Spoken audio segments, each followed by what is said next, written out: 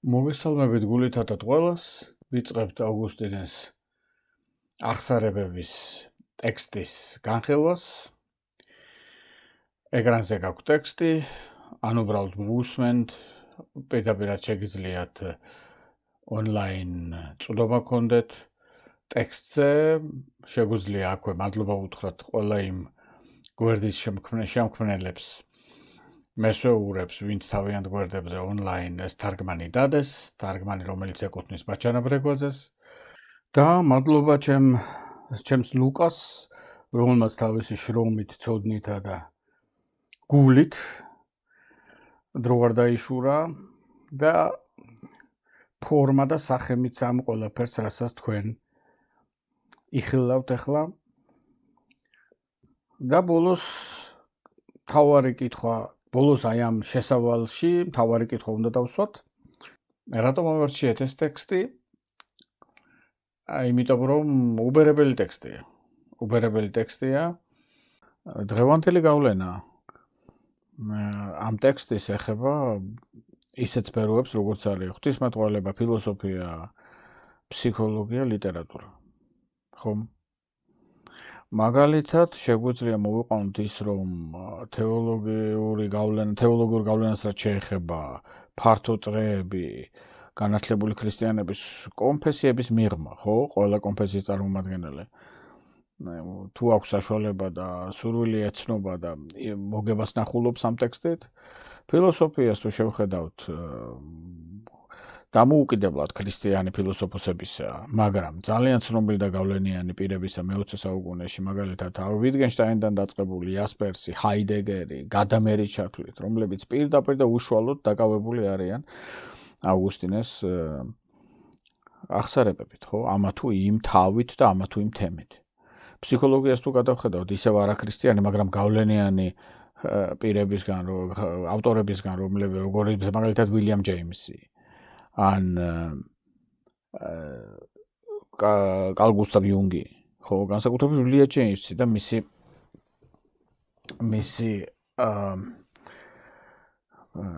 ნაშრომები, თავარი ნაშრომი, რომელშიც პირდაპირ აუგუსტინეს ეხება, გულისხმობ რელიგიური გამოცდილების მრავალფეროვნება, ესე უნდა ვთარგმნოთ ალბათ ეს სტანდარტული თავარი ნაშრომი რელიგიის ფსიქოლოგიაში დღემდე, სადაც იგი დაკავებულია მოქცევის თემატიკით და ამ თემაში აუგუსტინე განსაკუთრებული ავტორიტეტია.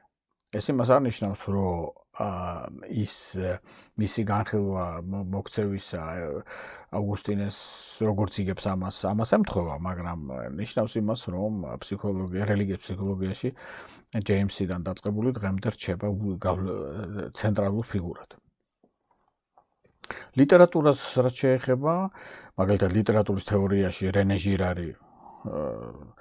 ჟირანის და მისი გავლენა დღეს დიდია და იგი უშუალოდ არის აუგუსტინეთი დაკავებული და ბოლოს ისევ ფილოსოფიით დავამთავრებ, ფენომენოლოგიის განხრას რაც შეეხება, მარიონი მაგალითად, ისევ ფრანგი ავიღოთ მაგალითად ამ შემთხვევაში, რომელიც უშუალოდ აუგუსტინეს ეხება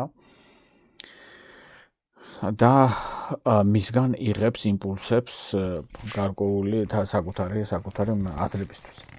აი ეს არის რაღაცა ისეთი მცირე რაოდენობა, მაგრამ ცნობილი ავტორებისა, რომლებიც არა მთლიანად აუგუსტინეზე, არამედ აი ამ აღსარებებს ხედან, ესე იგი, არა ყველა თავზე, მაგრამ კონკრეტულ თემებზე და იღებენ აქედან გარკვეულ გამოძახილს, იმპულსებს საკუთარი თემებისთვის, საკუთარი სათქმელებისთვის და ამითი, რა თქმა უნდა, აუგუსტინეს გავლენა აი ყველა ამ სფეროში არის დღემდე წარუშლელი და ამას უწოდებ უბერებელ ტექსტს. მოკლედ, უბერებელი, გავლენიანი და სავარაუდოდ დიდი ალბათობით თითოეული ჩვენთაგანისთვის სარგებლის მომტანი. პიროვნული სარგებლის გარეშე ტექსტები არ უნდა ვიკითხოთ, ეს უნდა იყოს ხომ ჩვენი მიზანი, რომ ჩვენ სულიერ სამყაროს, ჩვენ ცხოვრებას ძირეული კითხვების დასმით და სწავლით რაღაცეების ასეთი ტექსტებიდან სარგებელი მოუტანოთ, ხო? ამ კონკრეტული პრაქტიკული სარგებლის გარეშე ალბათ აზრი არ აქვს საერთოდ შინაარსებთან მუშაობას და ვუსურვებ ყოველ თქვენთაგანს რომ ეს მიზანი თვალწინ კონდეს, მე მგონი ყველას ეს მიზანი გვაქვს. ჩემი ჩათვლით, რა თქმა უნდა, ყოველი ახალი წაკითხვა ტექსტის ამ სარგებლის სამსახურში დგას, ამ სარგებლის მოტანის მიზნით ხდება. ჩემთვისაც და სხვებისთვისაც, ვინც ტექსტს იცნობენ და განსაკუთრებით, რა თქმა უნდა, იმათთვის, ვინც ტექსტის გაცნობას ახლა დაიწყებენ. შინაარსობრივი გაცნობა ნიშნავს იმას, რომ ჩვენ უშუალოდ სათქმელს შევხედავთ ამ ტექსტისა, ანუ ტექსტის გზავნილს, ტექსტის იდეას, გამოვდივართ რა იქიდან, რომ ყველა ტექსტს აქვს თავისი სათქმელი, თავისი მთავარი სათქმელი, ანუ ის, რასაც იდეას ვეძახით. ეს არის ეგრეთ წოდებული სისტემური მიდგომა ტექსტთან, ხო? და განსხვავდება ისტორიული მიდგომისგან, რომელიც ძირითადად შედგება იმისგან, რომ გარემოებები დავასახელოთ, თუ რა წინაპირობები მიუძღოდა ტექსტის შექმნას, ისტორიული წინაპირობები ავტორისთვის როგორი იყო, რა ისტორიულ გარემოშია ტექსტი ჩაფლული, ხო, რა სხვა ტექსტების გავლენას განიცდის მაგალითად და ასე შემდეგ. რასაკვირველია, ჩვენ მოგვიწევს აქა თუ იქ ამ კითხვებზე გაკურით მაინც გადასვლა, მაგრამ ეს არ იქნება ჩვენი მთავარი მიმართულება. როგორც ხშირად ხდება ხოლმე, როდესაც ზოგ განხილვაში ისტორიული ნაწილი მთავარ მიმართულებად იქცევა ხოლმე, ამისგან განსხვავებული იქნება ჩვენი გარჩევა და ჩვენი განხილვა. ჩვენ მივუდგებით ისე, რომ სისტემური თვალსაზრისით შევხედავთ ტექსტს, ანალიზის მეთოდს გამოვიყენებთ, ანუ დავაშორიშორებთ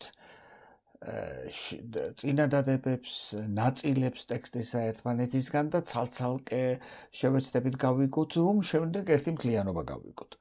რომ საბოლოო ჯამში, რა თქმა უნდა, ის გზავნილი გავიგოთ, რომელსაც საუბარი გქონდა. ასევე რა არის სტრიქონებს შორის ნაგულისხმები. ხო? ხანდახან არის ისე გამოხატული აზრი, რომ ამ აზრს თანსდევს არაგამოხატული აზრის, რომელიც აუცილებელია გავიგოთ. და რასაკვირველია, წინადაშვებები და წინაპირობები ამ ტექსტის, რომელიც განსაზღვრავს თავად ტექსტის მიმართულებას და განსაზღვრავს აი ამ სათქმელს, თავარ სათქმელს. თუმცა არანაკლებ ორჯერ მაინც მოგვიწევს გადახვევა სისტემური მიდგომისგან და ტექსტის უშუალო გააზრებისგან, მაშინ როცა პირველჯერად, მაშინ როცა ჟანრს შევეხებით და ჟანრის განხილვას საჭიროა, ხსენება საჭიროა და განსაზღვრა აგრეთვე, ვინაიდან ამას პრაქტიკული აზრი აქვს. ერთი აზრი ისა აქვს, რომ გავიგოთ რა უნდოდა ავტორს ამითი ეთქვა, ამ ჟანრის შემოღებით რა უნდოდა ავგუსტინეს ეთქვა, ვინაიდან ჟანრი ყოველთვის გარკვეულ ცხოვრებისეულ მიდგომას გამოხატავს ავტორისეულს და შემდეგ თუ ეს მიდგომა ყალიბდება რაღაც თავად ჟანრად, ანუ რაღაც ისეთ მიდგომად, რომელსაც სხვებიც იზიარებენ, მაშინ გამოდის, რომ ასეთი მიდგომა ადამიანებს შორის არსებობს. და ამას პრაქტიკული აზრიც აქვს. მეორე აზრი ამ ჟანრის განსაზღვრის არის ის, რომ ის სხვა ავტორები, რომლებიც ამ ჟანრში იქნებიან, ვახსენოთ, შევადაროთ ჟანრის დამაარსებელს და მოგეხსენებათ შედარების შედეგად ჩვენ უკეთესად ვიგებთ თუ რა უნდოდა ავტორს ეთქვა, რა არის მისი სათქმელი განსხვავებით სხვებისგან. ამ მიზნით, რა თქმა უნდა, ჩვენ დავშორდებით ტექსტს და როცა სხვა ავტორებს შევეხებით, იქ მათ ავგუსტინეს შევადარებთ. მეორე ჯერზე დავშორდებით ტექსტს მაშინ, როდესაც შევეხებით ისეთ საკითხს, რომელიც უფრო ფართოა და ეხება წყვეტას გარკვეულ ლიტერატურულ ფორმასა და რელიგიურ აზროვნებას შორის. რელიგიური აზროვნება ნიშნავს, რომ აზროვნება იყო სულ ერთია ეს ფილოსოფიური ფორმით არის, რელიგიური, თეოლოგიური, ლიტერატურული თუ ხელოვნების ფორმით ეხება ძირეულ საკითხებს ჩვენი ცხოვრების მათი რელიგიური შინაარსების წინ წამოწყებით.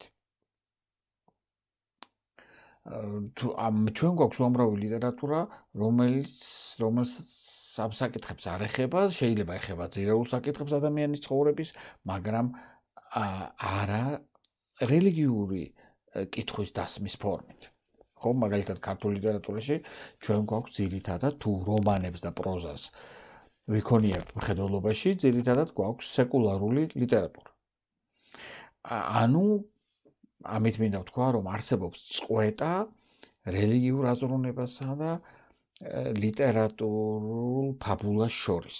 ანუ ლიტერატურული მასალა, რომელიც გვაქვს ჩვენ, მოწყვეტილია რელიგიურ აზროვნებაში მოძრაობის პრივილეგიისგან. ანუ რელიგიურ წიაღში ეს ლიტერატურა არ მოძრაობს, არ სვავს ისეთ კითხვებს, რომ შერწყმული იყოს ეს ორი მხარე ერთმანეთში. და ამით იგი განსხვავდება ისეთი ლიტერატურისგან, რომელიც შერწყმულია რელიგიური კითხვების დასმას. ესე იგი, ძირეული კითხვები ადამიანის ცხოვრებისა არის რელიგიური ფორმით დასმული. ასეთი ლიტერატურა შეიძლება იყოს გარეგნულად რელიგიური ფორმისაც, მაგრამ აგრეთვე გარეგნულად სეკულარული ფორმისაც. და ჩვენ ასეთ ლიტერატურას შემდეგ კიდევ შევეხებით. ანუ ეს წყვეტის პრობლემატიკა არის საკმაოდ მნიშვნელოვანი. წყვეტა სულისხმობ იდეურ წყვეტას რელიგიურ აზროვნებასა და ლიტერატურულ ფორმას შორის, რომელიც გვახასიათებს ხშირად ჩვენ, არა მარტო ქართულ ლიტერატურაში, მაგრამ ქართულ პროზაში ეს საკმაოდ თვალს შესაძლებელია, მაგრამ მსოფლიო პროზაშიც გვაქვს ნაწილობრივ ასეთი რამ. აი ამ ორი საკითხის მიმოხილვისას, ანუ ჟანრის მიმოხილვის და ეგრეთ წოდებული წყვეტის მიმოხილვისას, ჩვენ გამოვალთ ტექსტის უშუალო განხილვიდან, მაგრამ შემდეგ ისევ დავუბრუნდებით ამ ტექსტს. მთლიანობაში, რა თქმა უნდა, ვინაიდან პრეტენზია გვაქვს ჩვენ თავად ავტორს, ავგუსტინეს აქვს პრეტენზია, რომ ძირეულ საკითხებს ეხება ცხოვრების, არა მარტო საკუთარი თავისას, არამედ სხვებისთვისაც, ასეთ საკითხებს სასიხარულო იქნება თუ კითხვები დაგებადებათ არაერთი, ყველას დაგვებადება კითხვები, რა თქმა უნდა, და ერთმანეთთან შევალთ რაღაც ფორმით მაინც ურთიერთობაში, დიალოგში ეს კითხვები დაისმევა და ამ კითხვებს უპასუხებთ. იმ ფორმატის გათვალისწინებით, რა ფორმატითაც ამჯერად ვიწყებთ, გაგვეხარდება თუ კითხვებს გასვავთ, რომლების დაიბადება, არ დაიშურებთ, რომ ისინიც განვიხილოთ შემდეგ, როდესაც წინ წავიწევით ტექსტის განხილვის დროს. მაშ ასე დავიწყოთ ტექსტი. დიდი ხარ შენ უფალო და ღირსი იმისა, რომ ყველა გაქებდეს, დიდია ძალა შენი და უსასრულო სიბრძნე შენი. ასე იწყება წიგნი პირველი, ნაწილი პირველი, ჩვენ ახლა წავიკითხეთ თითქმის ერთნახევარი სტრიქონი. და არის ეს ერთნახევარი სტრიქონი, პირველი წინადადება, არის ციტატა ორი ფსალმუნიდან. ქართულ თარგმანებში ძველი აღთქმის ეს ფსალმუნების ნუმერაცია არის 154 და 156. 154-ის მესამე მუხლი არის აღებულია და 156 ფსალმუნის მეხუთე მუხლი. ეს ორივე მუხლი ავგუსტინემ ერთად შეკრა იმ მიზნით, რომ რაღაცა გვითხრას. აქ ერთი რამ უნდა აღნიშნო და ხაზი გაუსვათ იმას, რომ ამ დროის ტექსტები და ეს სწორედ ისტორიული შენიშვნაა, მაგალითად, რომელიც აქ გვჭირდება, რომ დავიმახსოვროთ. ამ დროის ტექსტები არ არის შემთხვევით დაწერილი და აუგუსტინე არ იწყებს წერას, იმიტომ რომ უბრალოდ გუნება განწყობილება აქვს ან რაღაცა მოუვიდა აზრად, რომ უბრალოდ დაწეროს, იმიტომ რომ დრო აქვს და წერა შეუძლია. უნდა ვივარაუდოთ დიდი ალბათობით, რომ როგორც ამ ეპოქაში ჩვევიათ, რომელიმე ეპოქაში როცა ავგუსტინე ცხოვრობდა, ტექსტს წერენ გარკვეული მიზნით, რომელიც ეგზისტენციალურია, ჩვენ დღეს ასე დავარქმევდით ამ მიზნებს, რომელიც სასიცოცხლოდ მნიშვნელოვანია ავგუსტინესიდან, მას აქვს ის რაც იდეაა ტექსტის, რასაც ჩვენ იდეას ვეძახით, ან გზავნილს ვეძახით, ან სათქმელს ვეძახით, რომელიცაც გარკვეული მკითხველი ყავს და ეს მკითხველი თვალწინ უდგას ავგუსტინეს და იგი ფიქრობს, რომ აუცილებელია ეს სათქმელი მიიტანოს მკითხველამდე. ანუ აუცილებლობიდან გამომდინარე იწერება ეს ტექსტი. და აუცილებლობიდან გამომდინარეც შესაბამისად იგი იწყებს ორი ფსალმონის ორი მუხლით, რითაც რაღაცას უკვე გვამცნობს. და გვამცნობს შემდეგს, რომ არსებობს ვიღაც ან რაღაც, რომელსაც ქვია უფალი და დიდია ეს უფალი და ღირსია ქებისა. დედანში სამწუხაროდ გვაქვს ღირსი იმისა, რომ ყველა გაქებდეს, ესე ანათარგმნი პირველ სტრიქონს თუ შეხედავთ. მაგრამ დედანში ასე არ არის, დედანში არის ღირსია ქებისა. სხვადასხვა მადლობელი ვიქნები თუ კითხვები დაგიგროვდებათ აუცილებლად დასვათ, შეგვატყობინოთ, იმიტომ რომ საინტერესოა კითხვები წარმოიშვება, ყველაფერი ალბათ არ არის შესაბამისად ჩვეულებრივი ის აზროვნების სტილი და აზროვნების მოდელი, რომელსაც ავგუსტინე გვთავაზობს და სასიხარულო იქნება ეს ჩვენთვის თუ კითხვები ეხლაც და შემდგომშიც ანალიზის დროს, განხილვის დროს წარმოიშვება ეს კითხვები დავსვათ შესაბამისად იქნება ამის საშუალება და აუცილებლად განვიხილოთ. კეთილი. ანუ დავუბრუნდეთ პირველ ნაწილს, ანუ პირველი ფსალმუნიდან აღებულ ამ პირველ ნაწილს, დიდი ხარ შენ უფალო და ღირსი იმისა, რომ ყველა გაქებდეს. ხედავთ, რომ დიდი ხარ შენ უფალო, ეს არის ესე იგი სიდიადე, რაც მიწერილია უფალზე და მისი ღირსება რომ იყოს ქებული, ხო? მოდი ესე ვთქვათ, ქებადი არის უფალი. ყოვლად ქებადი. მოდი ეს სიტყვა ვიხმაროთ, ყოვლად ქებადი. თითქოს არაფერი ამით არ ითქვა, ხო? ასე ვთქვათ, დიდი როა უფალი, ყველა რელიგიური ადამიანი ამას ამბობს. ერთი შეხედვით დიდი არაფერი ამაში არ იმალება, მაგრამ უნდა ხაზი გავუსვათ იმას, რომ შემთხვევითი ეს სიდიადის მიწერა უფალზე, როგორც თვისების მიწერა, შემთხვევითი არ არის, ხო? არსებობს პირველადი თვისებები უფლის, არსებობს მეორადი თვისებები უფლის, ეს გარკვეული საღვთისმეტყველო ფონია, რომელიც ბიბლიიდან მოდის, რომელიც წმინდა წერილის აქ ამ შემთხვევაში კონკრეტულად ძველი აღთქმის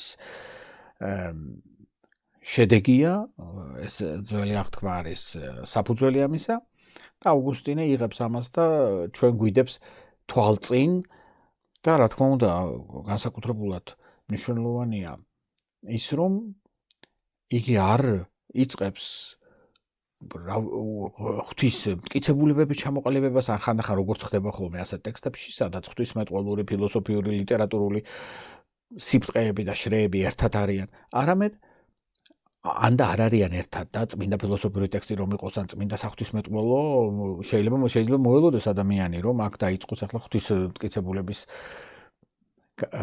ჩამოყალიბება, მაგრამ ასე არ არის. იგი პირდაპირ იწყებს იმით რომ დიდი ხარ შენ უფალო, ანუ წინა დაშვება, წინა პირობა არის რომ უფალი არსებობს. ვინ არის ეს უფალი? ვინ არის ეს რომელიც არსებობს? იგი გვამცნობს რომ მიაწერა მას სიდიადე, ანუ დიდი ხარ შენ და მიაწერა ის რომ ყოვლად ქებადია ის. ასე ვთქვათ, ყოულად ქებადი ნიშნავს იმას, რომ საქებარი, ყოულად საქებარი. უფრო ზუსტი ალბათ თარგმანი ესეთ იქნება. შემდეგ მეორე ნაწილი ამ ციტატის არის, რომ დიდია ძალა შენი და უსასრულო სიბრძნე შენი, ანუ ისევ სიდიადეს უსავს ხას ავგუსტინე და შემდეგ სიბრძნეს. ხო? სიბრძნეს. აქაც თვისებები აღებული ისევ სიდიადე, მთავარი თვისება უფლისა და შემდეგ მისი სიბრძნე, რომელიც ასევე პირველად ითვისება მისი. ანუ ავგუსტინე გვამცნობს, რომ დიდია უფალი და ბრძენია, მაგრამ ეს ყველაფერი არ იქნებოდა ჩვენთვის ასეთი მნიშვნელოვანი, რომ არ იყოს პირველივე წინადადებაში, რომ ქებადია, ასე ვთქვათ, ძლიერად საქებარია იგი. მისი საქებრობა, ასე ვთქვათ, არ არის უკვე ის თვისება, რომელიც უფალს თავისთავად აქვს, ხო შეიძლება ადამიანს უფალს ჰქონდეს თვისება, რომელზეც ჩვენ არ ვიცოდეთ არაფერი. საქებრობა არის უკვე ის თვისება, რომელზეც ადამიანმა იცის, რომლის შესახებაც ადამიანმა იცის.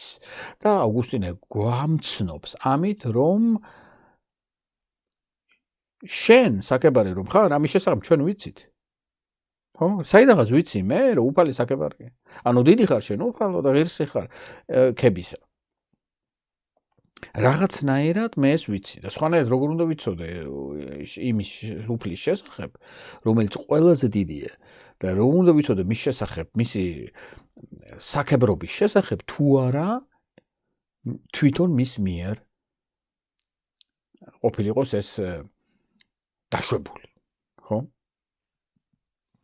უფალს შეეძლო სამყარო შეექმნა ისე, რომ იგი ყოფილიყო ყველაზე დიდი და უსასრულო სიბრძნით შეიარაღებული, მაგრამ ჩვენ არ გვცნობთ ამის შესახებ, ხო? ხო შეიძლება ეს ასე ყოფილიყო. და დღესაც არიან უამრავი ადამიანები, რომლებმაც ან გაცნობიერებულად არ უნდათ იცოდნენ მის შესახებ, ან უბრალოდ მართლა არ იციან მის შესახებ. პირველი წინადადება, ანუ 2 ფსალმურიდან ავგუსტინეს მიერ არის შეკრული იმ მიზნით, რომ გითხრას თავისი წინადაშვებები. წინადაშვება არის ის, რომ უფალი არის, რომ ის საქებარია და არა მარტო და ის, რომ მისი სიბრძნე უსასრულოა და ამ საქებრობაში ნაგულისხმებია ის, რომ რაც აქ პირდაპირ ნახსენები არ არის, მაგრამ აუცილებელი წინადაშვება არის გაკეთებული, ის, რომ უფალი შემოსულია ადამიანთან რაღაც ურთიერთკავშირში, მან საკუთარი თვისება, ამ შემთხვევაში საქებრობა, გახადა ადამიანისთვის ცნობილი და ამით მან დაამყარა კავშირი, შემოვიდა რელაციაში, ლათინურიდან რო ავიღოთ რაღაც ლათინურიდან რო ავიღოთ ეს ცნება, ეს არის რელაცია. იგი შემოვიდა ურთიერთმემართებაში ადამიანთან. აი ეს არის ამ ფსალმუნის 2 ფსალმუნისგან აღებული 2 მუხლის ერთად დადების აზრი. და მთლიანად აღსარებების აზრი, ვინაიდან მხოლოდ მას შემდეგ, როცა უფალი შემოდის ჩემთან მიმართებაში, შემიძლია მე დავიწყო აღსარებაზე ფიქრი. შემიძლია მე იმას გავიაზრო, თუ რა არის უფალი და რა მარტო ეს, მე შემიძლია ახლებურად გადავხედო ჩემს აი ამ ცნობას მის შესახებ, ჩემს შიგნით არსებულ ცნობას მის შესახებ. და შემდეგ ჩვენ შევხედავთ, რომ მთლიანად ჩემ თავს შემიძლია ახლებურად შევხედო და ამის წინაპირობა იყო ის, რომ უფალი შემოვიდა ადამიანთან, კონკრეტულად ჩემთან, მე რომ არ ავგუსტინე ურთიერთკავშირში. მისი შემოსვლით იწყება ჩემი აღსარებები. მისი შემოსვლით აუმეტყველდი მე იმის შესახებ, თუ რა მოხდა ჩემს თავს, რა ხდება ეს ჩემს თავს. ანუ პირველი რითაც აუმეტყველდი არის ის, რომ დიდი ხარ შენ უფალო. ანუ რაღაცა მოხდა და რამაც მე მათქმევინა პირველ წინადადებად ის, რომ დიდია უფალი და შემდეგ მაღიერებინა ის, რომ საქებარია იგი, ვინაიდან იგი რაღაცნაირად შემოვიდა, მამცნო მე რომ საქებარია. და ასევე მამცნო ამ საქებრობიდან გამომდინარე ის, რომ უსასრულოა მისი სიბრძნე. და იქვე აგრძელებს აუგუსტინე მეორე სტრიქონი რომ გავაგრძელოთ და შენი ქება სურს კაც შენივე ქმნილების უბადრუგ ნაწილს კაც თავისი მოკვდავობით მოსილსა და თავისივე ცოდვით აღბეჭდილს რომელიც მოწმობს რომ შენ ახარ მზვაობართა წინააღმდგომი მზვაობართა წინააღმდგომი ციტატაა ისევ თარგმნელს ბაჩარა პრიგოძეს აქვს აღებული ახალი აღთქმიდან იაკობის წერილშიც და პეტრეს წერილშიც პირველ პეტრეს წერილში მეხუთე თავში არის ეს გამოთქმა მზვაობართა არ არის მე მგონი ისე იოლად გასაგები ყველასთვის თანამედროვე ქართულში უნდა იყოს ამპარტავნების წინააღმდგომი ხო ამპარტავნობის წინააღმდეგ წამსვლელი წინააღმდგომი ამპარტავნობისა ან ამპარტავანთა წინააღმდგომი ხო მაგრამ დაუბრუნდეთ დასაწყის მეორე სტრიქონი, სადაც შევჩერდით და უბრალოდ სადაც გავაგრძელეთ, ანუ შენიქება სურს კაც დედანში ასეა, კი ბატონო, ძალიან კარგი, შენიქება სურს ადამიანს, შენივე ქმნილების საცოდავ ნაწილს, მოდი ესე წერია, საცოდავი უბადრუგი წერია, კი ბატონო, უბადრუგ ნაწილს კაც თავის მოკვდავობით მოსილს თავისივე ცოდვით აღბეჭდს. დედანში არის აქეთ-იქით მატარებელს თავისი მოკვდავობისა. თავისი მოკვდავობის აქეთ-იქით მატარებელს, რომელიც მოწმეა ამავე მოკვდავობის და აგრეთვე მოწმეა იმისა, რომ შენ ამ პარტავნობას წინ უდგები. ხო, წინააღმდგომი ხარ ამ პარტავნობის. აი ეს აქ აუცილებელია ამას ხაზი გაუსვათ, რომ ეს არ არის ისევ შემთხვევითად დაწერილი სიტყვები და შემთხვევითად მოხსენიებული თვისებები კაცისა, ანუ ადამიანისა, ხო? ეს არ არის უბრალო პოეზია და ჩვენ ვიცით რომ მაღალ პოეზიაში ყველა სიტყვას თავის მნიშვნელობა აქვს და მით უფრო პროზაში და მით უფრო ასეთ ტექსტებში, რომელსაც სხვადასხვა შრე აქვს, არა მარტო პროზაული.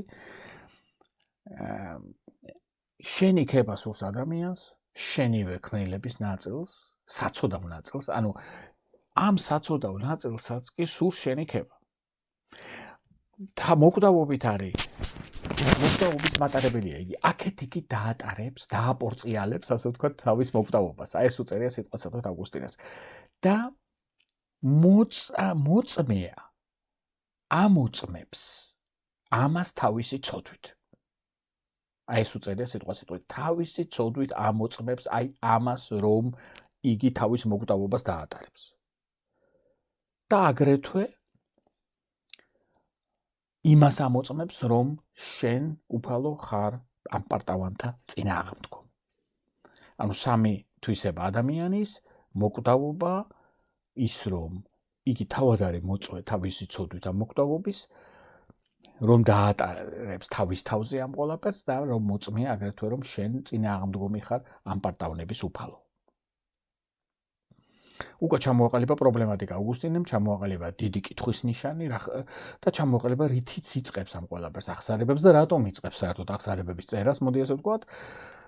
იმიტომ რომ უფალი არის პირველი, რამაც ამეტყველა ადამიანს კი სურს მისი ქება, ამას ატყობს თავად ადამიანი.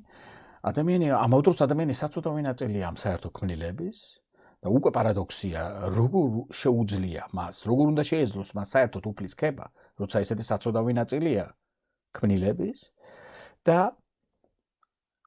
ადამიანი, რომელიც თავადვე ამოწმებს, მოწმობს, ადასტურებს, ასე ვთქვათ, იმას, რომ იგი არის მოკვდავი, იმიტომ რომ აქეთ-იქით დაატარებს ამ თავის მოკვდავობას და ამასვე ამოწმებს თავისი ცოდვით. და აგრეთვე ამოწმებს იმას, რომ ამ პარტავანთა წინააღმდგომია უფალი. ანუ ამ ყველაფერს ამოწმებს ადამიანი, ამ სამ რაღაცას ამოწმებს და მაინც მას სურს მისი ქება.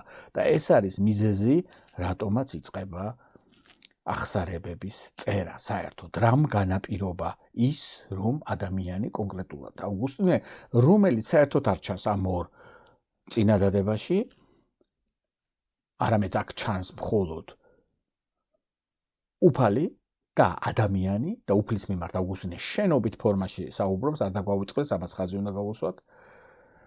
უფალი აქ არც მესამე პირია და პირველი პირი ხო საერთოდ არ ჩანს, არამედ მხოლოდ მეორე პირია აქ წინა პლანზე. და მიზეზი იმისა, თუ რატომ იწყება აი ამ მეორე პირისადმი საუბარი მიმართვა რამ განაპირობა ეს? რითი არის განპირობებული აღსარებანი თვითონ? და წინა დაშვება რა არის ამ ყველაფრის. პირველ რიგში, რაც თვალში გვხვდება, ეს შენობითი ფორმის შემდეგ არის ის, რომ მიმართებაში შედის ადამიანი და ღმერთი ერთმანეთთან. თვითონ ტექსტის შიგნით. მაგრამ მთლიანად ეს ტექსტი, ეს 4 სტრიქონი, რაც წავიკითხეს, გარკვეულ წინა პირობებს ითვალისწინებს, წინა დაშვებებით მუშაობს. რომელი წინა დაშვებებია აქ? რომელი წინა დაშვებებთან გვაქვს საქმე? პირველი წინა დაშვება არის ის, რომ საერთოდ არსებობს ასეთი ვინმე და თუ ასეთი რამე, რასაც უფალი ქვია.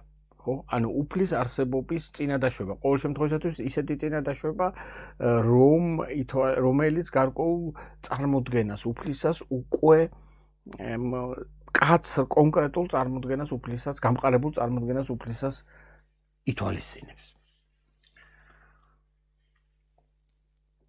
ანუ ავგუსტინე არ იწყებს რაღაცა მტკიცებულებას ღმერთის არსებობის, ან კაციდან არ იწყებს, ან საკუთარი თავიდან არ იწყებს, არამედ იწყებს იქიდან, რომ დიდი ხარ შენ უფალო. ხო, პირველი წინადადება ეს არის. ანუ აზროვნება იწყება, მოდი შევხედოთ ტექსტის დასაწყისს, როგორც აზროვნების დასაწყისს. აზროვნება იწყება ავგუსტინეს მიხედვით, იქიდან რომ კაცი ამბობს, ადამიანი ამბობს, დიდი ხარ შენ უფალო. და რატო ამბობს ამას? სხვადასხვა მიზეზი შეიძლება არსებობდეს ამის თქმისა, ხომ? სანამ ამ კითხვას მოვუბრუნდებით, რატო ამბობს ამას, პირველივე წინადადებაში გადავხედოთ ჟანრს. ხომ შეიძლება ვინმეს მოუვიდეს თავში, რომ ეს ჟანრის შესაბამისად ხდება, რახან აღსარებებია და თან რელიგიური სახის აღსარებები, ზოგადი ლიტერატურიდან არის ცნობილი, ხომ, რომ რელიგიური სახის აღსარებებია ეს ნაწარმოები, ამიტომაც იგი იწყებს პირდაპირ რომ დიდი ხარ შენ უფალო. აი ამ წინადადებით. შეიძლება ასეთი აზრი ვინმეს მოუვიდეს და სავსებით დასაშვებია ეს აზრი, ხომ? მოდი გადავხედოთ ჟანრს. ჟანრი აღსარებელობითი ლიტერატურის არის მკაცრად ჩამოყალიბებული დასავლური ისტორიოგრაფია და დასავლურ ლიტერატურაში. ავგუსტინემდე არ გვინდა ეხლა არ მსურს დიდ ისტორიებში შევიდეთ, მაგრამ შეიძლება ითქვას, რომ როგორც უამრავი თუ ყველა ჟანრის წყარო არა, უამრავი ჟანრის წყარო არის ბიბლია თვითონ. თვითონ ბიბლია იძლევა ლიტერატურული ჟანრების პირველ მაგალითებს ხშირად. მე ამას არ გავორმაოდები, მე დავრჩები აი ამ აღსარებების ჟანრში ახლა და აღსარებები იქ გვაქვს პირველ რიგში ფსალმუნებში ისევ და ისევ. მაგალითად ყველას გვახსენდება, როცა აღსარებებს ვსაუბრობთ, განთქმული 51 ფსალმუნი დავითის და კიდევ გვახსენდება აღსარებების, არაერთი მაგალითია, მაგრამ ძველი აღთქმიდან განსაკუთრებით გვახსენდება მაგალითად იერემია, რომელიც სადღაც იერემიას წიგნს თუ გადავხედავთ, მე-11 თავიდან დაწყებული, შემდეგი თავები მიყოლებით შენობით საუბარია, შიგადაშიგ შენობით საუბარია უფალთან და ნაწილობრივ აღსარებლობით ფორმას იძენს ეს საუბარი. აღსარებლობითი ფორმა რა არის? არის ის, რომ პირი, რომელიც საუბრობს, თვითონ თავის ესაუბრება უფალს, მონანიების ფორმით, უпроსოდეთ, პირველ რიგში გულახდილი მოგონების ფორმით და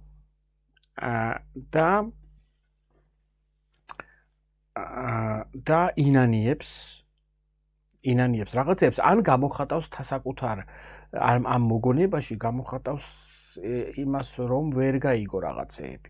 შესტომებს ინანობს, რომ რაღაცა ჩაიდინა შეიძლება, მაგრამ იმასაც ამბობს, რა ვერ გაიგო და ეს მიაქვს უფალთან სათქმელად, რომ ეს ვერ გაიგო. არ გვინდა ახლა ნიუანსებში შევიდეთ, იმიტომ რომ რელიგიურ აღსარებლობებს შორისაც არსებობს განსხვავება. დავრჩეთ იმ წიაღში, რომ არსებობს ესეთი ფორმის, როგორც ნიმუში, აღსარებლული ლიტერატურა ბიბლიაში, რომელსაც ავგუსტინე ძალიან კარგად იცნობს, რა თქმა უნდა, არა მარტო ძველ აღთქმაში, ჩვენ გვაქვს მაგალითად ფილიპელთა წერილში, მესამე თავში პავლეს მოგონებანი საკუთარ ცხოვრებაზე, იქამდე სანამ გახდებოდა პავლე.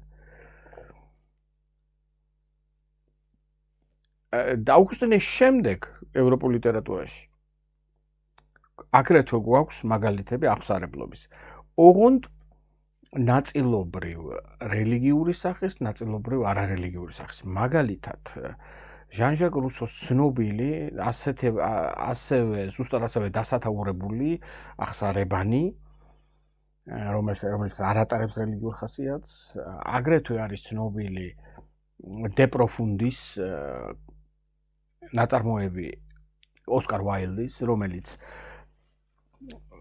პრინციპში თავისი შინაგანი განზრახვით რელიგიურია.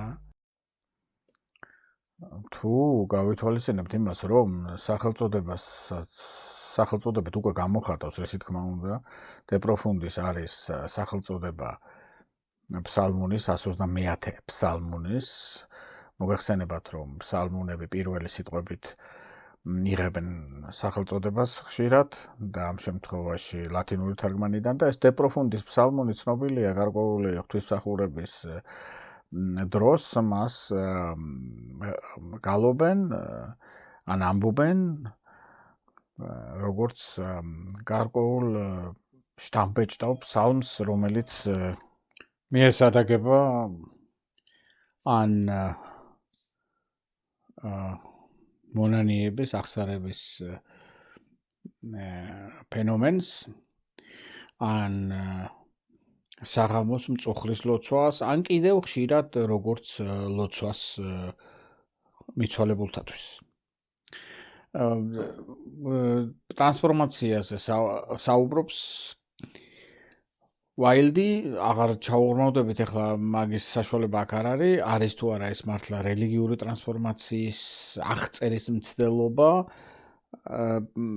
თუმცა სხვადასხვა შრეები აქვს მის ამ ნაწარმოებს. იქ თითქოს რელიგიური მომენტი ჩემოაქვს მისი ტრანსფორმაციის ასახსნელად, მაგრამ აგრეთვე პოლემიკაშია და აზროვნებით ცდილობს დაალაგოს ეს თავისი მონანიება, თუ არის ეს მართლა მონანიება და არ არის უფრო ლიტერატურული მომენტი.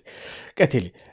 დავანებოთ Wilde's თავი, შემდეგ გადავიდეთ ქართულ ლიტერატურაზე, უпроსტად სანამ ქართულ ლიტერატურაზე გადავალთ, უნდა ითქვას კიდევ ორიოდე სიტყვა ტოლსტოიზე. ლევ ტოლსტოის აქვს ასეთი ნაწარმოები ისპევიც. ისპევიც ნიშნავს აღსარებასაც და მონანიებასაც, ორივე ელემენტი აქვს ქართულ ენაში, აღსარება და მონანიება ერთმანეთზე გადაჯაჭვულია, თითქოს, ხო, საერთო აქვთ ორივე ცნებას. რუსულში თითქოს ისპევიც უფრო აღსარებითია და აღსარებითი ლიტერატურის უშუალო პირდაპირ გამოვლინება. ტოლსტოი აქ აღწერს თუ როგორ იცით თქვენ ყველგან მოგეხსენებათ და მე ამ მხოლოდ ორიოდე სიტყვით ვახსენებ იმას თუ როგორ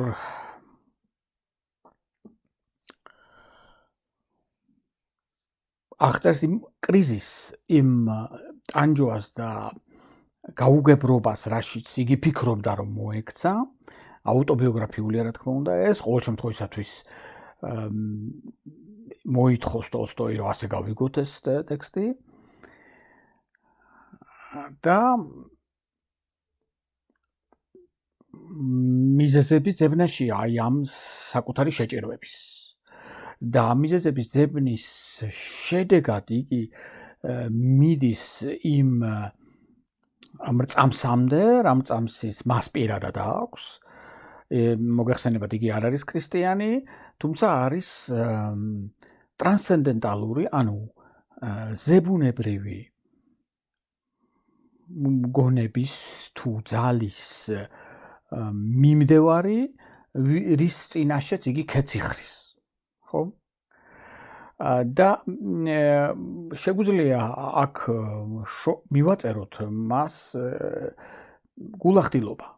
ლიტერატურისთვის ყოველთვის დისტანცია რჩება, ყოველ შემთხვევაში ჩვენ მკითხველები ასე აღვიქვავთ ამას, რომ დისტანცია ყოველთვის რჩება ტექსტსა და ავტორს შორის, ვინაიდან საჯარო სივრცეშია გამოტანილი ტექსტი, მაგრამ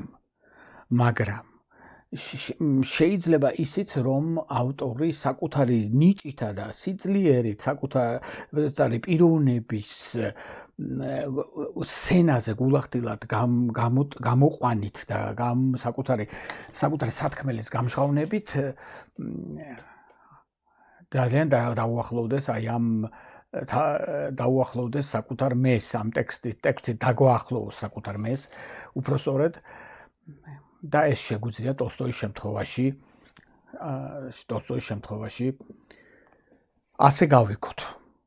ხომ, ეს არის პირდაპირ აღსარებლოთი ტექსტი ლიტერატურისა, რომელიც გამოირჩევა საკუთარი არა მარტო საკუთარი მრწამსით, არამედ აზროვნებით, რომელიც ფილოსოფიური კითხვებით არის დაკავებული და ამას ლიტერატურით მოაქვს ეს კითხვები ჩვენთან და სარკესავით, როგორც კარგი ლიტერატურა ამას ყოველთვის აკეთებს, გვაჩვენებს თუ რატომ იბადება ადამიანის ცხოვრებაში ეს კითხვები და საიდკენ მიყავს ადამიანი ამ კითხვებს და შესაბამის პასუხებს მათზე. და ბოლოს მაგვახსენდება ტომას მერტონი, რომელიც მის ერთ-ერთ პირველ ნაწარმოებში 1948 წელს, რომელიც გამოვიდა თუ არ ვცდები, თავის გზას აღწერს, როგორ მიდის რწმენამდე, ესეც არის აღსარებლობითი ლიტერატურა. ტომას მერტონი უფალს ხანდახან მართლაც შენობით მიმართავს, მაგრამ ეს არ არის მთავარი წარმართველი ხაზი მის აღსარებლურ ტექსტში, ასევე ტოლსტოისთანაც არ არის ეს მთავარი წარმართველი ხაზი. ქართულ ლიტერატურას მივადგეთ, ჩვენ გვაქვს, რა თქმა უნდა, ლიტერატურული ძეგლი დავით აღმაშენებლის გალობანი სინანულისალი, რომელიც არის წმინდა აღსარებლობითი ლიტერატურა და ძალიან საინტერესო საღვთისმეტყველო ლიტერატურა, რომელიც ამჟღავნებს რა ცოდნა ჰქონდათ, რა თეოლოგია ჰქონდათ მაშინ საქართველოში, ხომ? ანუ მისი გალობანი სინანულისალი, რომელიც ფსალმუნებს და ძველი აღთქმის ტექსტებს და ახალი აღთქმის ტექსტებს ეყრდნობა, მოკლედ ბიბლიურ საყრდენებით არის აგებული და თან ცდილობს გითხრას, რომ მის ნამდვილ და შეუბრალაო გულის თქმას გამოხატავს, აღსარებლობითი ლიტერატურის ნიმუშია ქართულ ლიტერატურაში. სხვათა შორის ამავე დროს უნდა ითქვას, რომ როდესაც ჩვენ ამ ჟანრზე ვსაუბრობთ, უნდა გვერდზე გავწიოთ ლიტერატურული ჟანრი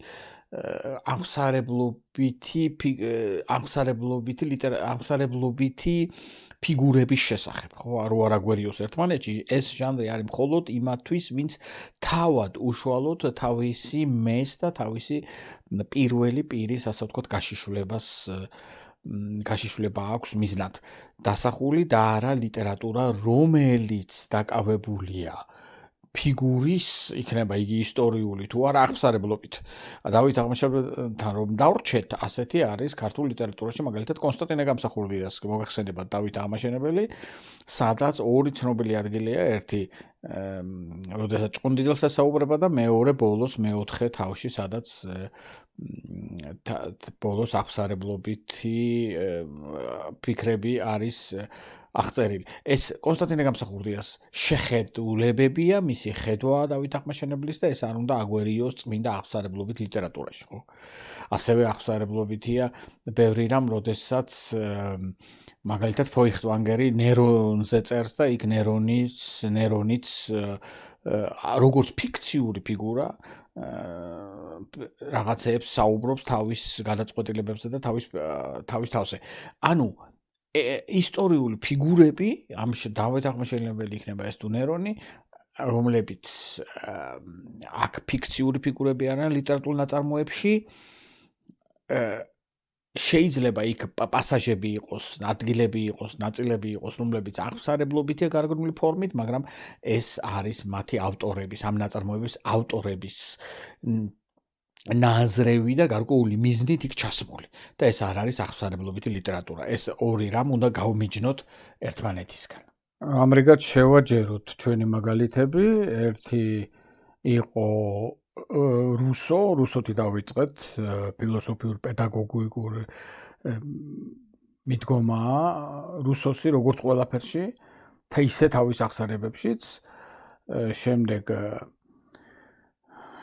Wilde-ი ვახსენეთ, როგორც ლიტერატორი მწერალი და უფრო არტისტული ლიტერატორი, მოგეხსენებათ მის ნაწარმოებს თუ გადავხედავთ, თავისებური სტილის მოაზროვნე ლიტერატორია. შემდეგ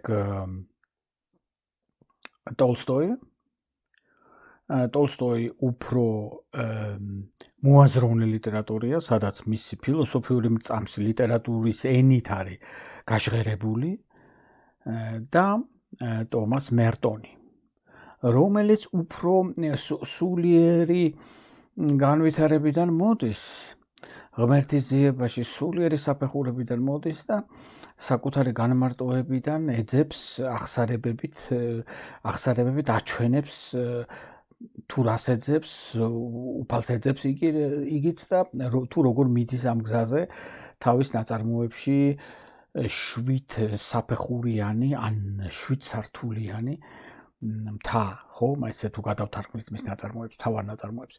ანუ და ბოლოს, რა თქმა უნდა, დავით აღმაშენებლის სინანული საგალობესანი უკვე არა მწერლის, პოლიტიკოსის გულახდილად, დამოუკიდებლად იმისა, მან თავად დაწერა, უკარნახა თუ ეხმარებოდნენ ამის დაწერაში, თეოლოგიური ტექსტია ფაქტიურად, მაგრამ ლიტერატურულად გამართული. მაინც საინტერესოა, იმიტომ რომ აი ამ ჟანრს ეკუთვნის. აი სხვადასხვა წარმომავლობის ტექსტები გვაქვს, ხო? ესე იგი ლიტერატორის, პედაგოგის, ფილოსოფოსი მოაზროვნე ლიტერატურის სულიერი მასწავლებლის, როგორც მერტონია და ბოლოს პოლიტიკოსის, რომელიც თეოლოგიური მწამსიც კი არის გაჟღერებული. ანუ სხვადასხვა ავტორები ავიღეთ, რათა გვეჩვენებინა, რომ ამ ჟანრში როგორ ეტევა ეს სხვადასხვა ავტორების ტექსტები. თუ ჟანრი ყოველთვის კარგია, რომ თვალწინ გქონდეს, რომ ერთმანეთს შევატაროთ ეს ყველაფერი, მაგრამ ჟანრმა არასდროს არ უნდა დაგუბლოკოს ჩვენ და არასდროს არ უნდა დაგვატყვევოს, ხო? მძევლები არ უნდა გავხდეთ ჟანრის, შეიძლება რომელიმე ამ ჟანრის მიღმაც გავიდეს. თუმცა ეს სხვა თემაა. აქ ესენი ამ ჟანრში ყველანი რჩებიან, ჩვენ მათ მივაწერეთ ის, რომ ისინი მეტნაკლებად საკუთარი თავიდან გამოდიან და მათ ყველას აერთიანებს ერთი დიდი სხვაობა ამ ჟანრის შემქმნელისადმი. შემქმნელის წინაშე ერთი დიდი სხვაობა აერთიანებთ ამათ ყველას და ეს არის სწორედ ჩვენთვის საინტერესო. რა არის ეს სხვაობა? არც ერთს არ აქვს აი ამ შენობითი ფორმით დასაწყისი. ის რომ უშუალოდ იწყებდნენ, რომ უფალო შენ ხარ დიდი, არც ერთი მათგანი აქედან ამითი არ გამოირჩევა. ამითი განსხვავდებიან ისინი ავგუსტინეს დასაწყისისგან, ხო? ესე იგი ეს ამ ჟანრში ავგუსტინე გამოირჩევა იმითი, რომ მისი დასაწყისი არის უფრო მიაგავს ფსალმუნების სტილს. იგი აგრძელებს ფსალმუნების სტილს. ამიტომ იღებს კიდევაც ციტატებს ფსალმუნებიდან, ანუ აქ შემთხვევითობა უკვე იხსნება დღის წესრიგიდან, იგი იღებს ფსალმუნებიდან ციტატას, რითაც მიგვანიშნებს რა სტილში ჯდება თვითონ. ხო? მოგეხსენებათ რომაელი რეტორი, რომელიც რიტორიკის წიაღიდან მოდის, კლასიკური რიტორიკის წიაღიდან მოდის, მან იცის ეს ხერხები და ამ ხერხსაც იყენებს ოსტატურად და გვეუბნება, რომ აი ამ ჯდები ამ ფორმატში. ხო, ფსალმუნის ფორმატიდან მოდის. ამასთან ერთად შინაარსობრივადაც იყენებს იმ ხერხს, რომ რასაც ამბობს, ეს სწორედ ის ციტატები აქვს აღებული ამ ორი ფსალმონიდან 144 და 146, რის თქმაც უნდა. ის ორი რაღაც აქვს ერთად დადებული. ანუ იწყებს იქიდან, რომ დიდი აღმერთი და უსასრულოა სიბრძნე მისი. და რა თქმა უნდა, ამას მესამე პირში კი არ საუბრობს, არამედ პირდაპირ ეუბნება შენ ხარ უფალ. რა არის განსხვავება მეორე და მესამე პირის შორის, როდესაც არის ნაწარმოები ჩვენ თვალწინ, მეორე პირი ყოველთვის ურთიერთობას ნიშნავს. ანუ, როდესაც მესამე პირზეა საუბარი, მესამე პირი ნიშნავს იმას, რომ ავტორი უბრალოდ განიხილავს, არის მოთვალთვალე რაღაცა ფიგურის და იმ ფიგურის შესახებ გვიყვება. რამდენად ის ურთიერთობაში არის ამ ფიგურასთან თვითონ შინაგანად, ეს მისი გადასაწყვეტი. როდეს ის ფიგურა არ არის უშუალოდ მისი პიროვნებაზე მოქმედი. მის თვალწინ ისე, რომ იგი მას აუცილებლად უნდა დაელაპარაკოს. მას შეუძლია უთვალთვალოს და აღწეროს ეს ფიგურა. როდესაც მეორე პირზეა საუბარი, მაშინ უშუალო საუბართან გვაქვს საქმე. ან როგორც დიალოგი დაუშვათ, ხო, დიალოგის ფორმა უშუალოდ საუბარია. რომ იმ ვიღაცასთან ან რაღაცასთან, რომელიც უშუალოდ ჩვენ თვალწინ დგას. რომელიც უშუალოდ წარმოადგენს ობიექტს ჩვენი საუბრისა და თუ გნებავთ ჩვენი სულიერი მიმართულების აღებისა. მოგეხსენებათ, როდესაც ჩვენ რაღაცას ვფიქრობთ ობიექტზე, ან ვიღაცას ვესაუბრებით, ჩვენ სულიერ სამყაროს გარკვეული მიმართულება აქვს ამ ობიექტისკენ აღებული. ხო? ანუ რისი თქმა მინდა. ურთიერთობაშია შესული უკვე ავგუსტინე უფალთან. ჩვენ ამით დამდაწყებით ის გვეუბნება, რომ უკვე ურთიერთ მიმართება რასაც რელაცია ქვია ლათინურიდან, ხო? ესე იგი რელაცია. ანუ ურთიერთ მიმართება ღმერთი და ადამიანი უკვე შემდგარია. ანუ ამას უკვე იგი დგას უკვე ჩაყენებულია იმ სიტუაციაში, რომ მან უნდა დაიწყოს საუბარი თავისი აღსარებები იმით, რომ უფალს უთხრას, რომ შენ დიდი ხარ უფალ. ამის თქმა უნდა სწორედ მას და შემდეგ ამ აგრძელებს კიდევაც, ხომ, ამ ფსალმუნის ციტატის მერე შენი ქება სურს ადამიანს. ანუ იგი აღიარება მიდის ანთროპოლოგიური მდგრადი მოვლენის, რასაც აკვირდება ავგუსტინე და ამბობს, რომ ადამიანს გარკვეული მყარი სურვილი აქვს და ამ სურვილს ქვია შენი ქება. შენ დიდი ხარ, შენ უთვალავია შენი სიბრძნე და თან ადამიანს შენი ქება სურს.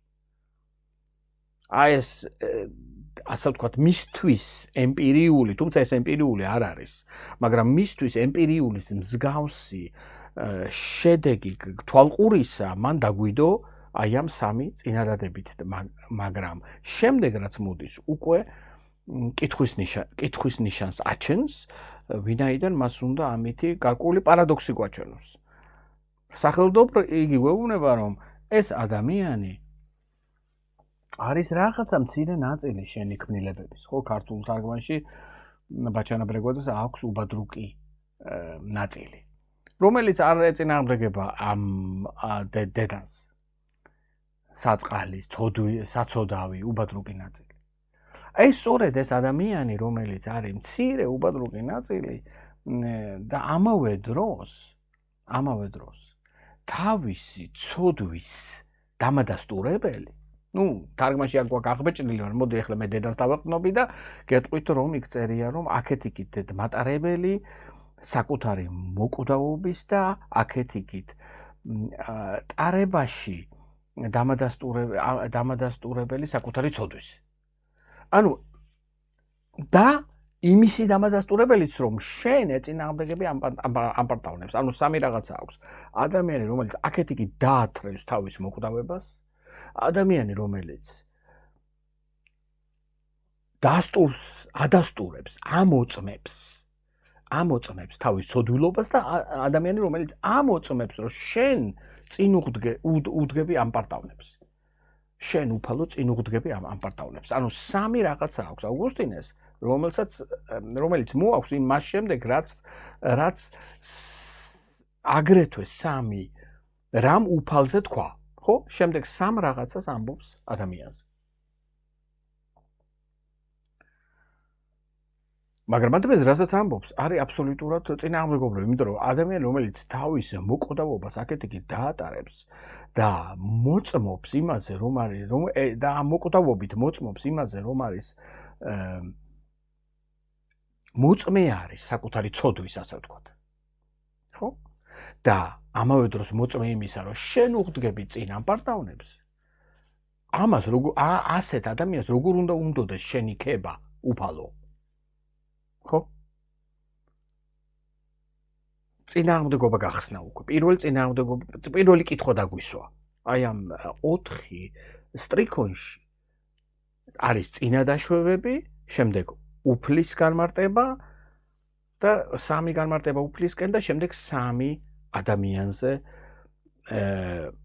გამოტანილი დასკვნა, რომელთაც იხსნება პრობლემატიკა. ასე რომ პრობლემა დაისვა. რატო იწყება ეს აღსარებები? რითი იწყება ეს აღსარებები? ვიმეორებ, წინადაშვება არის, რა თქმა უნდა, რომ უფალი არის და გარკვეული კაცრი წარმოდგენაც არის უფალზე, არა ვიღაცა უფალი, არამედ ის, რომელიც არის დიდი და ის, რომელსაც აქვს უსასრულო სიბრძნე. ჯერ მაგალითად არ წერია შემოქმედი ან არ წერია სხვადასხვა რაღაცეები, წერია მხოლოდ დიდი ღირსი რო ყველა გაქებდეს, ესე იგი დიდი ხარ უფალო და ღირსი რო ყველა გაქებდეს და უსასრულოა შენი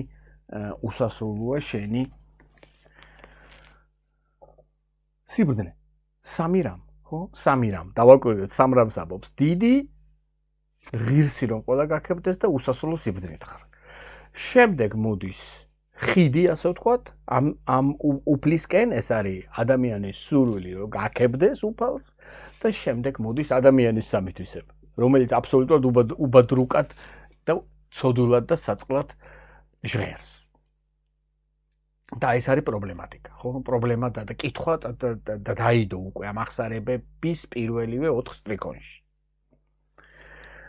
სანამ აქ შევჩერდებით, მინდა ერთი წამით დავუბრუნდე ესეთ ჰიპოთეტურ კითხვას, რა მოაქვს ამ ტექსტის კითხვას, ზოგად კითხვას, ესე ზოგად საკითხს დავუბრუნდე, რა მოაქვს ამ ტექსტის კითხვას, მაგალითად იმისთვის, ვისაც შეხება არ ქონია რელიგიურ ლიტერატურასთან. ან უბრალოდ არ მიაჩნია, რომ არსებობს ასეთი რამ, როგორიც არის უფალი, ღმერთი. შეიძლება თუ არა ამ ტექსტმა მაინც რაღაცა მოიტანოს, ხო? პირველ რიგში ნებისმიერ ლიტერატურულ ნაწარმოებს ესთეტიკური თვალსაზრისით, ნებისმიერი მკითხველისთვის, ვისაც ლიტერატურა უყვარს დამოუკიდებლად მისი რელიგიური მწამსისა, შეიძლება სარგებელი კონდეს, ხო? ეს არის ესთეტიკური სარგებელი, ეს არის ენობრივი სარგებელი, ეს არის ესთეტიკაში გულისხმობ ენის სილამაზეს, შინაარსის სილამაზეს, ასე ვთქვათ, ის რასაც პოეზია იძლევა, შეიძლება პროზამაც მისცეს, ლამაზმა პროზამ, ხო? მაგრამ არის კიდევ ერთი რამ. არა რელიგიურმა ადამიანმა, უпроსორეთ, მოდი ახლა არა რელიგიური ადამიანი ცოტა ისე ცნება, რთული ცნება გვერდზე გადავდოთ. მოდი ესე ვთქვათ, მკითხველმა და მოწადინებულმა, აუცილებელი არ არის იყოს განსწავლული, უბრალოდ მოწადინებულმა, მსმენელმა, მკითხველმა, ვისაც უნდა ტექსტ დაუახლოვდეს, მიუხედავად იმისა, ღმერთი მიაჩნია არსებულად, არ არსებულად თუ როგორც არის, შეუძლია ეს დაშვება თვითონ განახორციელოს. ანუ წინა დაშვება, რომ ღმერთი არსებობს, თვითონ განახორციელოს და დაუშვას, რომ აი ღმერთი დაუშვათ, რომ ყოფილიყო, როგორ შეიძლებოდა ელაპარაკა მწერალს, ან მოაზროვნეს მისდამი. აი ამ დაშვების ფონზე, რა თქმა უნდა, აუგუსტინეს უკვე სხვანაირად წაკითხვადი ხდება იმისთვისაც და ჩვეულებრივად ისევე წაკითხვადი ხდება სხვა პრიზმიდან იმისთვისაც, ვინც ღმერთის დაშვებას არ უშვებს. აი ეს მინდოდა პატარა მცირე დამემატებინა, რომ იმისთვის რომ ცხადი გახდეს, რომ ეს ლიტერატურა არ არის მხოლოდ ასე ვთქვათ იმათთვის, ვისაც რაიმე შეხება აქვს შინაგანად თუ გარეგანად, გარეგნულად რელიგიასთან, ან მკითხველისთვის, ვინც მიჩვეულია რელიგიურ ლიტერატურას, ან იყოს ეს ფილოსოფიაში, თუ თეოლოგიაში, ღვთისმეტყველებაში, თუ ლიტერატურაში, თუ პოეზიაში, არამედ იმათთვისაც, ვისაც ამასთან შეხება არ ქონია, არამედ ეხლა იწყებს ესეთ ტექსტებთან შეხებას, მასაც შეუძლია ეს დაიწყოს გარკვეული წინადაშვებებით, რომელიც მას დაეხმარება გაეშინაგანოს თუ მიუახლოვდეს მაინც, თუ ბოლომდე არ გაეშინაგანოს და არ გაისიგრძეგანოს ეს შემეცნებანი კითხვები, რითაც ავგუსტინე იწყებს. ის მაინც კარგად დაინახოს თუ რა პრობლემა დგას, ხო? და ეს უკვე დიდი რაღაცაა ნებისმიერი მოაზროვნე ადამიანისთვის. როდესაც იგი ხედავს, რომ გარკვეული პრობლემის წინაშე დგას ადამიანი, მისი აზროვნება და ცდილობს ეს პრობლემა გამოიტანოს საჯაროდ და პასუხი გასცეს მით უმეტეს ისეთი მაღალი ლიტერატურული ფორმით, რომელ ფორმასთანაც ახლა შეხება გვაქვს. როდესაც სიტყვა მაღალს ვამბობ, არ მინდა ჰაერზე დარჩეს ესეთი სიტყვები, გულისხმობ ლიტერატურის გარკვეულ ფორმას, რომელიც გარეგნული ფორმითაც და შინაარსობრივი ფორმითაც დღესაც ატყვევებს უამრავ მკითხველს. კეთილი. მაშინ აი აქ დავსვათ წერტილი ჯერჯერობით